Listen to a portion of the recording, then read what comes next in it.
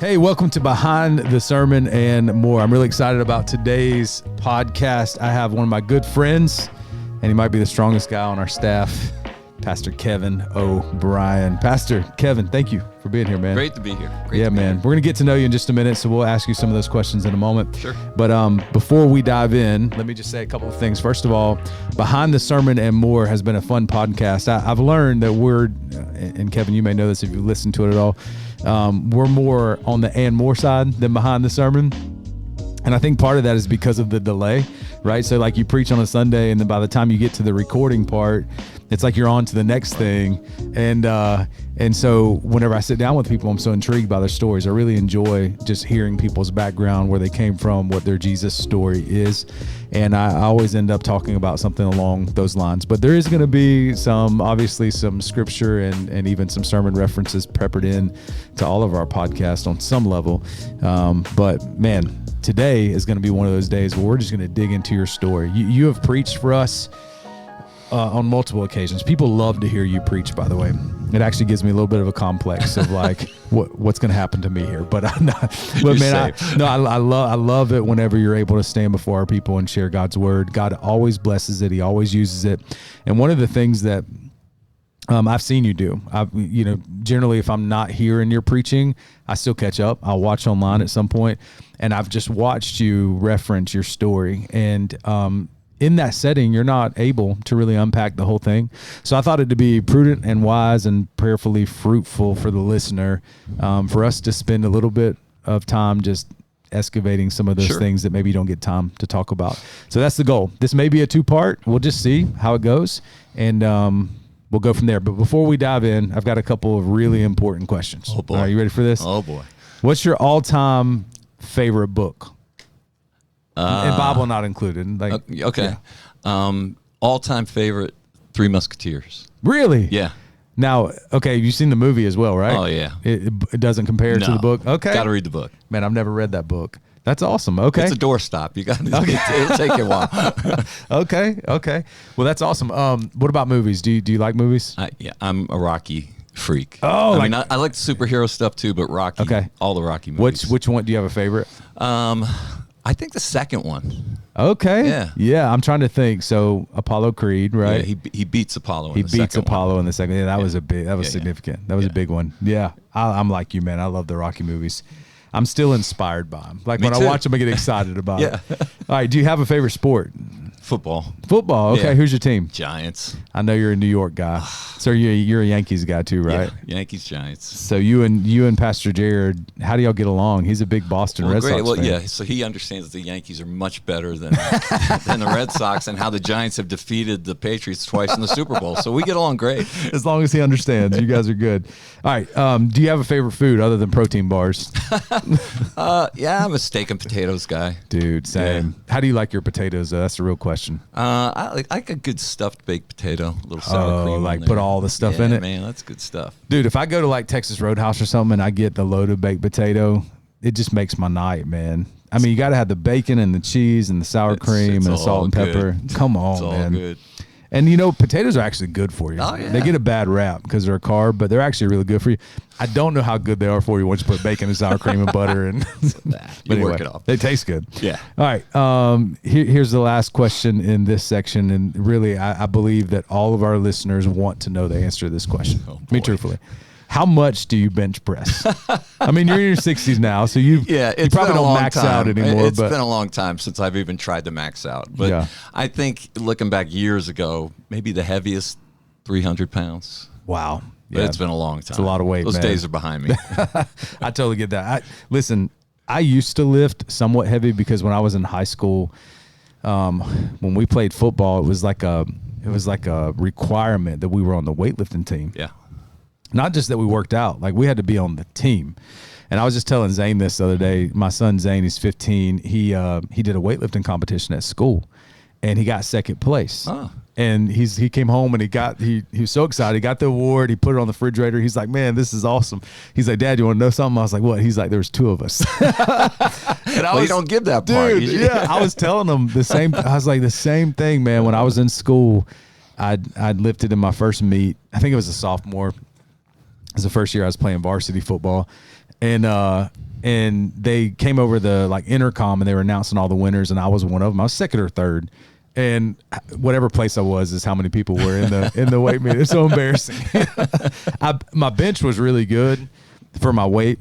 I did okay with that, but man, the clean and jerks, because we did bench and clean and jerk, and that basically constituted whatever our numbers were, and man, I couldn't clean anything.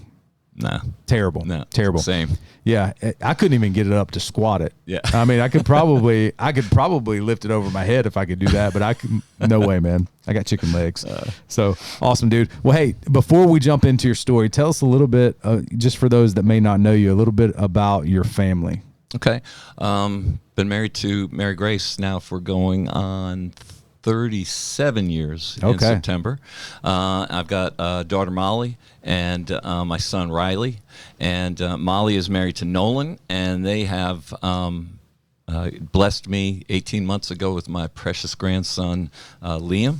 Yes. And and everybody's active here at the church. Molly and Riley and Mary Grace helped me with the One Step Ministry work. Yeah. So I'm very blessed. Dude, that's awesome. I want to hear a lot more about One Step. I think that's a pretty cool story, how the Lord worked and all that. But we need to back up. We need to back way up, actually. So you were born in New York. I know you used to live there. Okay. Yeah, I was born just outside New York City, Tarrytown, New York.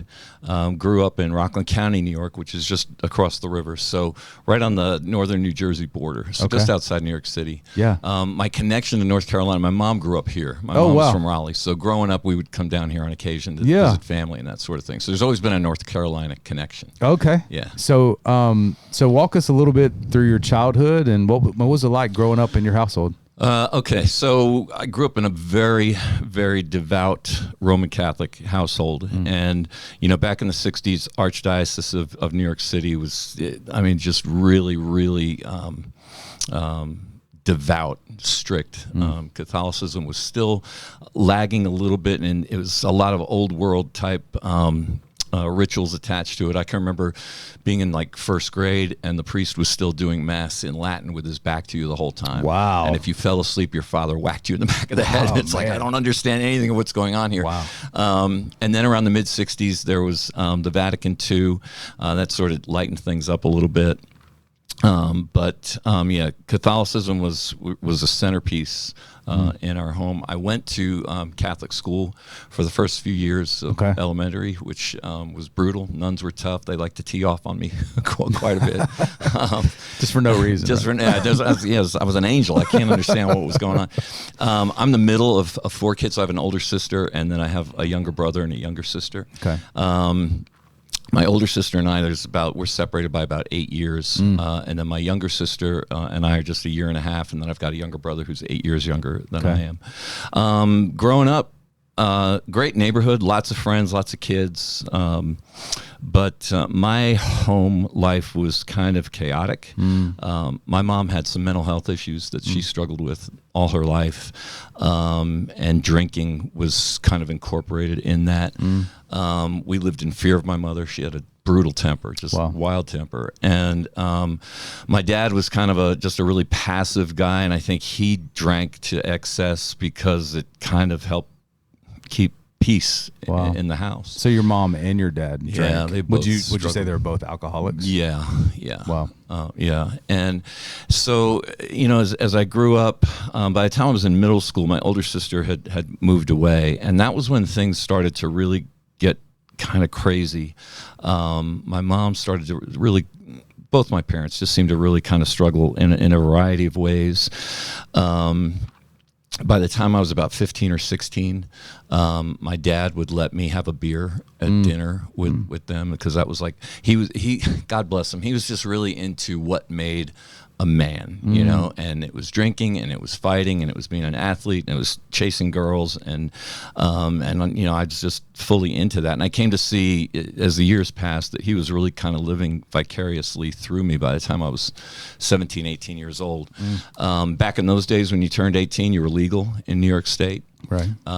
And so it was really weird, Zeb, because, I grew up seeing how the chaos that drinking brought to my home, And yet, when the opportunity came to completely surrender to it, that's exactly what I did. It was just really weird. You know something just is not right, but you do it anyway. And from a faith standpoint, growing up in the environment that I did, I knew who Jesus was, but what you're taught in many Catholic environments is that the personal relationship piece has nothing to do with, you have your personal relationship with Mary and Peter and Paul, and Jesus is kind of this off to the side, too busy to deal with you, inflictor of guilt, which as I got older really became kind of a frustrating thing, because as I started to struggle, it was like I didn't see God in any of it. In fact, one of the things I think that kind of nurtured my addiction early on was, number one, Jesus doesn't care, and he made me this way, so I might as well just go with it. So as I got a little bit older, when I turned 18, I was able to move out of the house. I went to community college briefly, was in sports in high school. I'm trying not to jump too much all over the place. Tore my knee up playing football early on in high school, so football career ended quickly. Ran track, was captain of my track team until I graduated. Went to community college for a little while.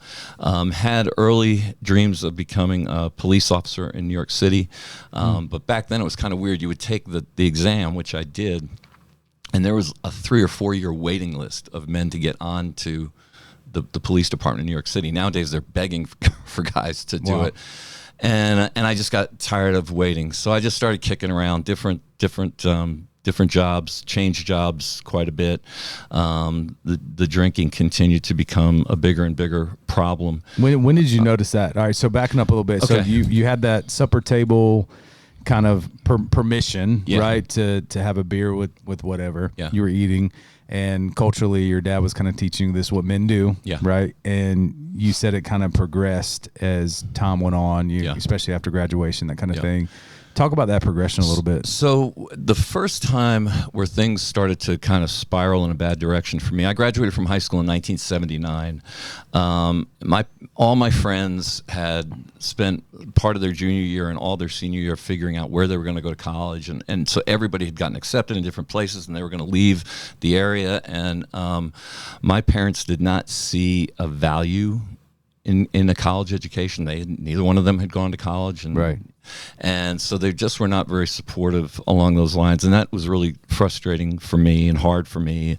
And my father worked a deal. There's a small Catholic college near where I grew up, and he was friends with the dean of admissions there, so they worked some kind of deal to get me in there. And I didn't like it. I didn't like commuting to school. I was jealous of my friends who were out on their own and being independent, and all my friends were gone. And, up until that point, it was a party crowd. We were together all the time. Every night there was drinking and partying and all that stuff. When they were gone, I was alone. And I'd been in a relationship. My girlfriend had broken up with me because she'd gone away to school. And it was that first season of my life where I felt really isolated and alone. And that was when alcohol really started to become more of a centerpiece to my life. Wow. And it set the standard of, I was a very secretive drinker. I just wanted to be locked in a room alone with that and kind of drown the sorrows. Did you recognize you had a problem? No. Then? No? I didn't. The first time I really wasn't until I was probably the first couple of years that Mary Grace and I were married, where we were having a lot of issues with my parents. I was fully dependent. My parents had tremendous control over my life. Mary Grace was almost sort of like an afterthought. I would get home from work, and the first thing I would do is get on the phone with my mother and tell her about my day and make sure she was cool with how I'd done things. Yeah. And I didn't feel like I was becoming the person I wanted to be, and so I was just sort of drinking that pain away. Yeah. Around the time that Mary Grace and I got married, I had my first really good, decent job. I was working with a shipping company, overnight shipping company, and good job, company car, good salary, all that kind of thing. But I was on the road a lot, and the culture of outside sales was, you wined and dined customers, and that was when it started to really take off, and the pressure of work and all these things started to really kind of come to a place where Yeah, I was drinking all the time. Is this in New York still? No, now at this point, when Mary Grace and I got married in 1988, we got married in Greenville, North Carolina, which is where she's from. Gotcha. It really started to become problematic. The first year that we were married, we lived in Mobile, Alabama, and Okay. it started to For work? You were there for work, yep. And then we moved to Atlanta, and that's where Molly was born. When Molly was born, and now we're trying to raise a family and all these, that was when it started to. Atlanta was a bad experience for me. You think stress induced a lot of that? It was stress. It was still, again, I was looking at my life with just a tremendous amount of regret. Yeah. And anger, lots of anger. There had been a lot of things, we can get into this. There was a lot of different forms of abuse that took place in my home growing up. Wow. Emotional, physical, sexual, and it was one of those things. It was during a time in the 70s where you just didn't talk about or confront those things. Yeah. And so it really affected my younger sister and I the most. We had neighbors who were protecting us. They would try to keep us out of our home as much as they could. I had a teacher and a gym teacher at school who just, and I should have thought that something was going on, but they just poured so much attention. And it was just, they knew what was going on and were just trying to be protective, but you couldn't accuse parents of things. It was just kind of a different time, yeah. you know? Wow. So I'm kind of carrying all that and like a dumb man, I'm just tamping it down, you know. So I'm not going to talk about the way I feel. I can handle this. Sure. But I wasn't. I was just drinking it away. And how'd that make you feel when you drank? You just kind of numb? Yeah. Suppressed all those things? That was it. It was a numbing thing, and you know, and it was like any addiction. You'd give into it. You would feel guilty. You would feel sick. I'm never going to do this again until the next time. Then you start, and then you start sick again. Yeah, to do it again. And every time you would rationalize, you would justify.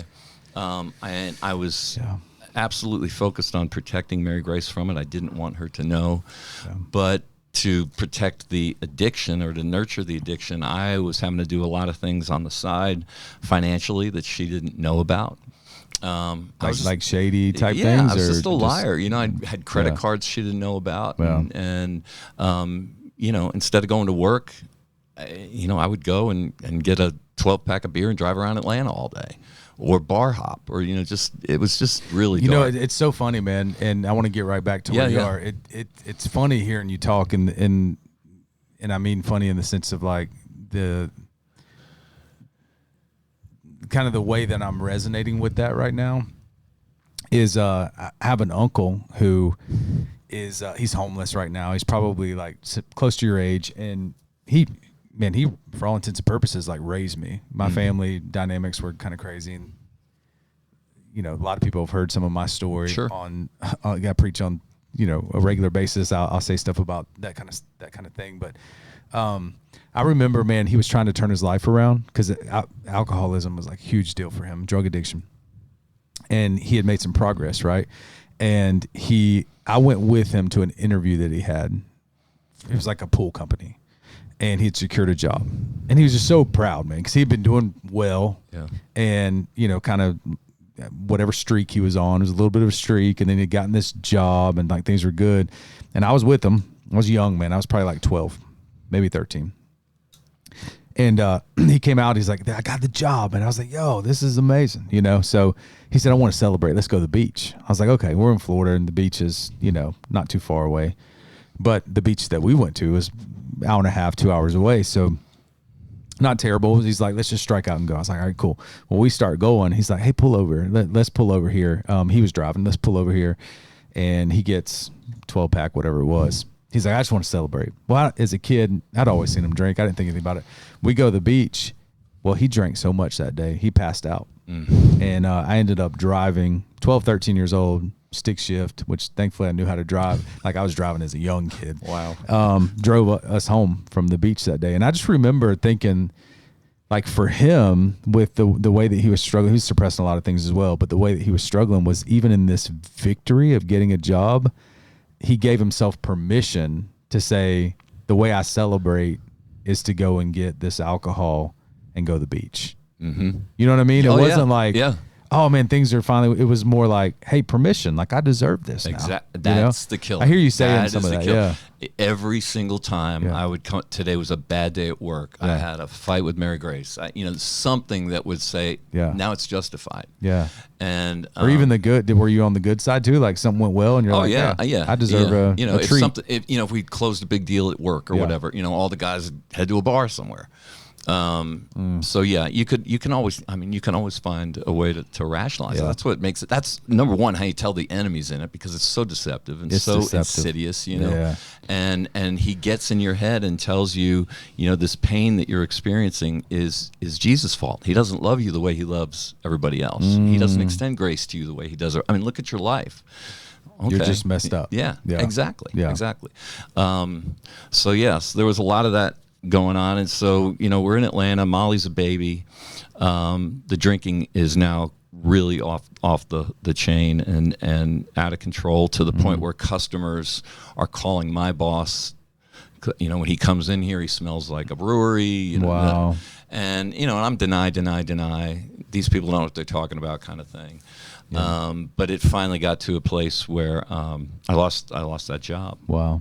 And that was so- the pretty good job. You Yeah, had. yeah. So, but I was still able to sell Mary Grace on this lie that nothing was my fault. It was the boss's fault. It was this, So we moved to Greensboro, and this was where it was really starting to really cycle out of control. I'd taken a job with a payroll processing company. I don't even know how to add 2 + 2. And I'm trying to sell payroll services, so that didn't work very well. Yeah. And then for a short period of time, I got back into transportation. I worked for a trucking company in Greensboro as a salesman. Again, terrible environment, outside sales. It just gave too many opportunities to drink. Yeah. Lost that job, and then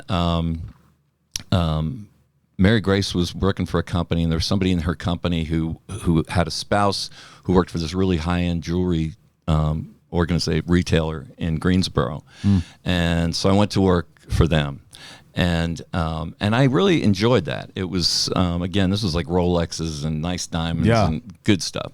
And I learned a lot, and I was good at it, and worked my way up to a store management position relatively quickly. Wow. I worked for a guy who was just brutal to work for. He claimed to be a devout Christian. I was not a devout Christian. He was very legalistic. He kind of beat us over the head with it at work all the time, and it just created so much additional pressure that that was where I got to the place where now I'm struggling with withdrawal symptoms. Like if I'm not drinking regularly throughout the day, it's impacting me. Is that the first time you noticed that? That was where I started to really. It was when we were living in Greensboro. That was when I was like, yeah, this is not good. And then by now, we were having to rent a house. We were struggling financially. It was kind of a tough time. But I would have to get up in the morning and sneak out to the kitchen and like slam 2 beers so that if we all ate breakfast together, my hands weren't shaking. I could feed myself. Wow. And then I would sneak home at lunch, same thing, and then go back to work. The store where I worked at was not far from where we lived. And then I had this fear of not having the resources to buy alcohol when I needed alcohol. So I got 2 credit cards that Mary Grace didn't know about, had her name on the account, got a P.O. box that she didn't know about so that the bills could go there. Wow. I had no way of paying these things, but I'm just running up credit card debt. Wow. And we had, at this point, we had kind of jumped around a little bit, church to church to church. Mary Grace would come with me to Catholic Mass a couple times, but she didn't like the fact she couldn't receive communion. We just never really found a place. But I started to kind of feel like the walls were closing in on me. I'd run up all this debt. I had no way of paying it. So I'll never forget, this was in August of 1996. I came home from work one night, and I had thought during the day, I've got all this stuff is now coming crashing down on me. I'm going to go talk to a priest. And so we sat and ate dinner, and then I told Mary Grace I had to run out for a little bit. And so I left. I went and spoke to this priest. I told him my whole story, growing up, alcoholism, the whole thing. And he was sort of like, well, I'll be praying for you. That sounds really, really bad. Wow. I left the rectory where the priest lives. I drove around the corner to a Food Lion. I bought a case of beer, and I started drinking. And I drove home, and I walked in the back door, and Mary Grace was standing there. And at this point, she was pregnant with Riley. We were about 6 months pregnant. And she is hysterical. And I'm thinking something has happened to Molly. Yeah. And then she starts, and I don't know, God will reveal you in your sins. This is before internet, computers, anything. But these two banks that I had these credit cards on had tracked my home phone number down. Oh, no. And while I was out talking to this priest, they both called, two different banks. They both called within an hour of each other. During that time. And one of the people told Mary Grace, you need to have a police car waiting for him when he gets home so you can have him arrested for credit card fraud. Which thankfully she did not do. Wow. But that night just erupted. And I'll never forget, we're standing in the living room of this dumpy little house that we're living in. Molly is wrapped around my leg because Mommy is screaming at Daddy. And why is Mommy screaming at Daddy? And I'm on Daddy's side. And Mary Grace is like, I'm hiring the attorney tomorrow morning. And we are done. And so was Miss Mary Grace a believer then? We were both believers. We just weren't in church. Gotcha. It's like it's like that head knowledge of Jesus. Yeah. But there was just no connection. And and so honestly, my first inclination was, I'm going to kill myself. This is ridiculous. And there was a psychiatric hospital in Greensboro at the time, and Mary Grace is like, I'm going to call my mom in the morning and start making the moves to get out of here and get away from you. And I was like, well, I'm going to go check into this hospital. And I will never forget, I drove to the hospital, and I was like, I'm just going to crash my truck. I was driving a pickup back. I'm just going to crash my truck into a tree, and that'll, and I didn't. And I didn't want to die, but I was like, gosh, what in the world am I going to do here? And there's no hope. My world is falling apart, it's imploding, and it's all my fault. But I went to the hospital.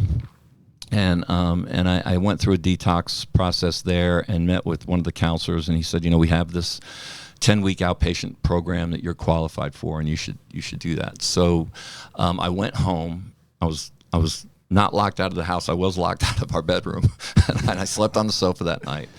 And the next day, things had calmed down a little bit, but this is where, man, it just all changed. So Mary Grace got up, called her mom, told her mom everything that had happened. I'm packing up Molly, and we're coming home.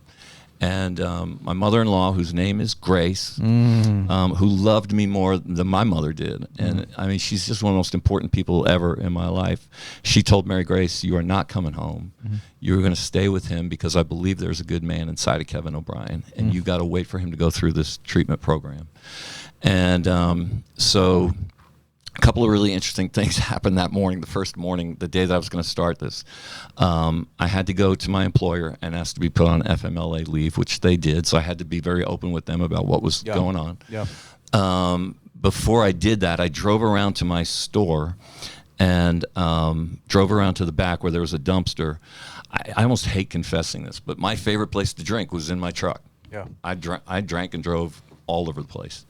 And I will never forget parking my truck next to that dumpster and throwing 32 empty beer cans into that dumpster, crammed under the seats, behind the seats, and realizing just how crazy sick I was. Well, then I went and picked up Mary Grace, and I had been seeing a counselor in Greensboro for a couple of years. And so Mary Grace was like, we're going to go to Kate's office, and you're going to confess to her, and you're going to tell her how you have lied to her for the last 2 years. And I'd gotten to be pretty close to this lady. I'd shared a lot of stuff with her, but I also withheld a lot of stuff. So we went and sat with her, told her everything, and she basically told me to hit the bricks. Don't want to see you again. Wow. Get out. Wow.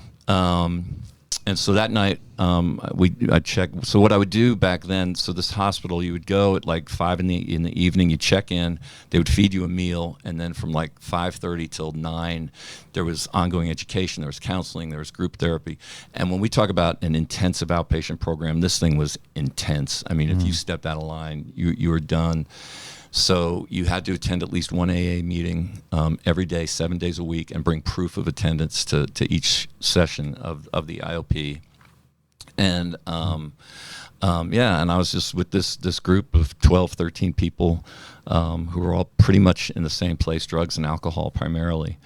But I will never forget So I started there on a Monday, and they told us that Thursday night is family night. So I was thinking, good, we need a good, nice family night to lighten the mood around here. Yeah. And so Mary Grace came with me that night, and they had in this hospital, they had a basketball gym, not dissimilar from what we have here. Yeah.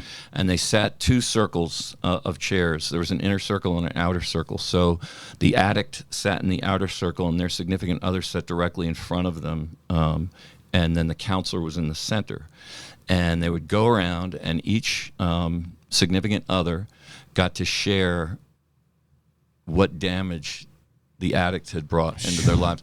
And the addict was not to even bat an eye. If you said anything, spoke up in your defense or whatever, you were out. You had to sit there. Wow. So at this point, Mary Grace is 6 months plus pregnant.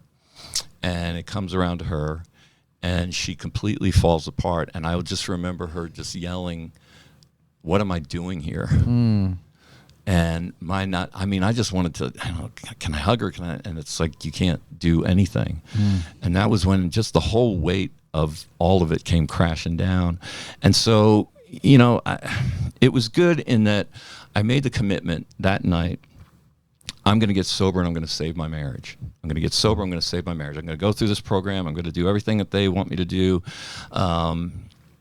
And as I thought about it, but the one thing I'm going to do is a lot of this really shame-filled stuff from my childhood, particularly, the drinking, yes, but the sexual abuse stuff that I'll handle that on my own. I'll give them 99.9% of my junk to deal with, but that I'm going to hold. And so naturally, that thing that you hold on to is the thing that'll come back and bite you later. So I went through the program. I did not connect with AA at all. I went to the meetings because I had to. I really struggled with the fact that in the meetings, if you were to speak, you had to identify yourself as an alcoholic. It's like, I can't be that anymore. Yeah. You wanted a new identity. Yeah. That's got to stop. Yeah. And, but I went because you had to go. And I went through the 10 weeks of treatment, got sober, praise God, have stayed sober. I did actually find, of all things, an AA home group. It was a Jewish home group that was held in a temple in downtown Greensboro, and we met on Sunday nights, and I actually liked those folks. So, but I remember I had gotten a 90-day chip, and came home that night, and I was trying to be funny. But I kind of came strutting in the house with this chip, like, look at me, I'm a big deal, and showing Mary Grace. And very stark, she kind of just looked at me and she was like, I'm supposed to celebrate the fact that for 90 days you've acted like a normal human being. You have destroyed my life. And so that was kind of, pardon the pun, that was sobering. Yeah. And so for the next, honestly, it was 10 years of this wilderness walk. We were not happy in our marriage. Riley came along, and he was obviously a huge blessing, and it was a gift for me. I kind of felt like, maybe I can start my life over again through this little boy. But we weren't happy. Mary Grace didn't feel like she could trust me from here to there.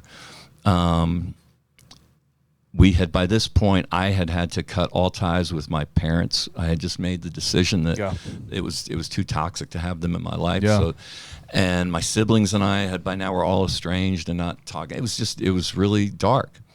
And we, in 2000, moved here to Apex. And I guess Molly was in middle school. And she had gotten to be friends with some kids at school who kept talking about the youth group that they're in, the youth group at their church. And it was the Methodist church here in Apex. And Molly started with, Daddy, I want to go be in this youth group with my friends. And I can't believe, but I used to say to her, we don't go to church, honey. Church this is like, what we do. We drink coffee and have breakfast on Sunday morning. And but she was persistent. God bless her. God used her. And so finally, Mary Grace was like, look, we've got kids. We should at least look into church.